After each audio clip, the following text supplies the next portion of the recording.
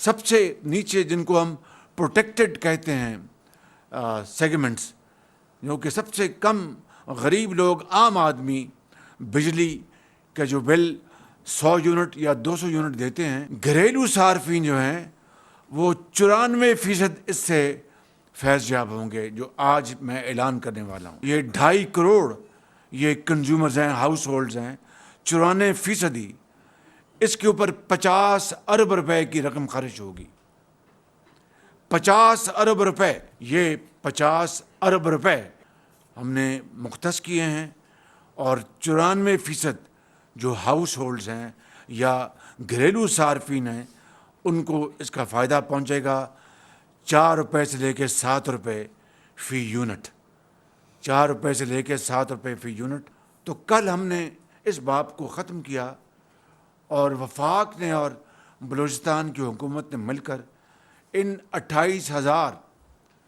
Tube well connection کو کاٹنے کا فیصلہ کیا، اور ان کو شمسی توانائی سے چلانے کا ایک منصوبہ بنایا گیا، جس کے اوپر 55 ارب روپے خرچ ہوں گے، اور 70% وفاق برداشت کرے گا اور 30% بلوچستان کی حکومت برداشت کرے گی۔ نتیجتاً سالانہ جو 70، 80 یا 90 ارب روپیہ خسارہ ہوتا تھا اور وفاقی یعنی قومی خزانہ برداشت کرتا تھا، وہ ختم ہو جائے گا ہمیشہ کے لیے، اور سستی بجلی، شمسی توانائی وہ پیدا ہوگی، اور کسان کی جو لاگت ہے اس میں بے پناہ کمی آئے گی۔ یہی ماڈل انشاءاللہ ہم اب پاکستان کے باقی صوبوں میں، جہاں پر تیل سے، یہ تو بلوچستان میں تو اپنا سرکاری جو کنیکشن ہے کیسکو کا، اس سے یہ ٹیوب ویل چلتے تھے، پاکستان میں 10 لاکھ ٹیوب ویل ایسے ہیں جو تیل سے چلتے ہیں، اور اس تیل کی جو قیمت ہے سالانہ امپورٹڈ آئل وہ $3.5 ارب ہے۔ اب اندازہ کریں کہ $3.5 ارب کی لاگت سے، اور ہمارے قومی خزانے کے اوپر ایک بہت بڑا بوجھ ہے، کیونکہ آپ کے پاس فارن ایکسچینج بہت محدود ہے۔ تو اس کو ہم نے اور میں نے اور ہماری کابینہ کے جو آنریبل ممبر سے مل کے آج سے 2-3 مہینے پہلے ہی فیصلہ کر لیا تھا کہ ہم نے بتدریج یہ تیل پر چلنے والے 10 لاکھ ٹیوب ویلز، ان کے لیے ایک بزنس ماڈل بنانا ہے، اور اس کے تحت ان کسانوں کو ہم قرضے لے کے دیں گے، اس میں وہ کتنا حصہ ڈالیں گے، کتنا بینک قرضہ دے گا، اور سود جو ہے اس کو کس طرح ہینڈل کیا جائے گا، یہ بزنس ماڈل بنا کر ہم جلد سے جلد ان 10 لاکھ جو ٹیوب ویلز تیل پہ چلتے ہیں ان کو شمسی توانائی پہ لے کے آئیں گے، کیونکہ آج دنیا میں جو شمسی توانائی ہے، سولر انرجی، وہ یعنی کم ترین قیمتوں پر آج وہ مہیا ہے، اور اس سے آج پاکستان جیسا ملک جس کو اللہ تعالیٰ نے سورج کی شعاؤں سے مالا مال کیا ہے، اس سے فائدہ نہ اٹھانا کفران نعمت ہے، اور یہ ایک بوجھ ہے۔ تو میں سمجھتا ہوں کہ اب ہم اس کی طرف بڑی تیزی سے آگے بڑھ رہے ہیں۔ اس بجٹ میں یقیناً ٹیکسز لگے ہیں، اور جو اشرافیہ ہے، جو امراء ہیں، ان کے اوپر ٹیکس بعض نئے ایریاز میں پہلی مرتبہ لگا ہے۔ مثال کے طور پر جو یہ زمین کے لینڈ ڈیولپمنٹ کے جو کاروبار کرتے ہیں اور اس میں سرمایہ کاری کرتے ہیں، وہ سرمایہ کاری نہ وہاں پر وہ سارا سال وہ سرمایہ کاری رہتی ہے، اور زمین کی قیمتیں بڑھتی رہتی ہیں، اور وہ بیٹھے بٹھائے منافع ہوتا ہے، نہ کوئی پروڈکشن پیداوار، نہ ملازمتیں، نہ کچھ اور پھر منافع کما کر کہاں لے جاتے ہیں میں اس تفصیل میں نہیں جانا چاہتا. تو اس کے اوپر ہم نے ٹیکس لگایا ہے جس کے نتیجے میں تقریباً 100 ارب روپے آمدن کی توقع ہے. مگر اسی حوالے سے جو سیلریڈ کلاس ہے اس کے اوپر بھی ٹیکس لگا ہے، جس کے اوپر ایک انہوں نے جائز طور پر انہوں نے ایک اپنا احتجاج کیا ہے. انہوں نے کہا کہ کیا بس ہم ہی لوگ رہ گئے ہیں ٹیکس دینے کے لیے، جن کے پاس بے پناہ وسائل ہیں اور وہ کروڑوں اربوں ڈالر لے جاتے ہیں، ان کے بارے میں کبھی کسی حکومت نے سوچا؟ تو میں سمجھتا ہوں کہ پہلی مرتبہ جو پراپرٹی کے اوپر جو ٹیکس لگایا ہے، جو کہ ان کو کیا کہتے ہیں، ریل اسٹیٹ بزنس، یہ فرسٹ ٹائم ان کے اوپر ٹیکس لگایا گیا ہے. میرے نزدیک ابھی اور لگنا چاہیے تھا، لیکن انشاءاللہ اگلے سال ہم اس کی اور تیاری کریں گے، کیونکہ یہ وہ ریل اسٹیٹ کا بزنس ہے جہاں پر یعنی یہ کہہ دینا 40 جناب صنعتیں جو ہیں وہ اس پہ اپنا عمل پیرا ہوتی ہیں، سیمنٹ لگتا ہے اور بجلی لگتی ہے، اسٹیل لگتا ہے، فلاں ہوتا ہے، لکڑی لگتی ہے. بھائی پھر کریں، ڈیولپ کریں. آپ تو زمین رکھ کر اس کے اوپر سٹہ بازی کرتے ہیں اور بیٹھے بٹھائے زمینوں کی قیمتیں دگنی تگنی ہوتی ہیں. اس کے نتیجے میں یہ سیلریڈ کلاس جو ہے اس کے اوپر ٹیکس لگا تو ان کا یقیناً، اور پھر جو بجلی کے جو نرخ ہیں ان کی ری بیسنگ ہوئی ہے. میں اس کی تفصیل میں نہیں جاؤں گا، اگر ضرورت پڑے گی تو میں یہاں پر پاور منسٹر موجود ہیں اور سیکرٹری پاور بھی موجود ہیں، فائنانس منسٹر موجود ہیں، ایم اوز ہیں، سیکرٹری ایف ایس،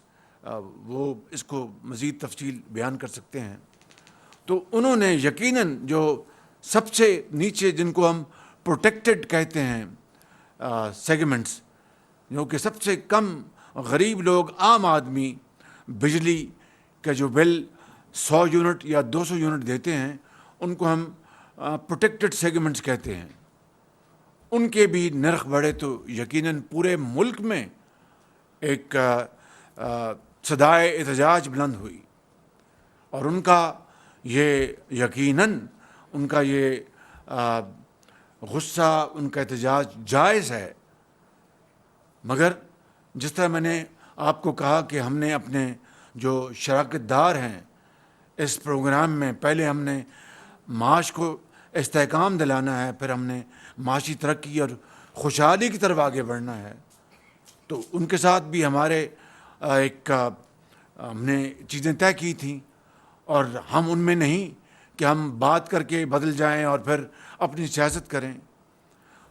چنانچہ اپنے پاکستان کے ان کروڑوں صارفین، یہ ایک نہیں ہے، حنیف عباسی صاحب ذرا توجہ دیں، یہ ایک نہیں ہے، یہ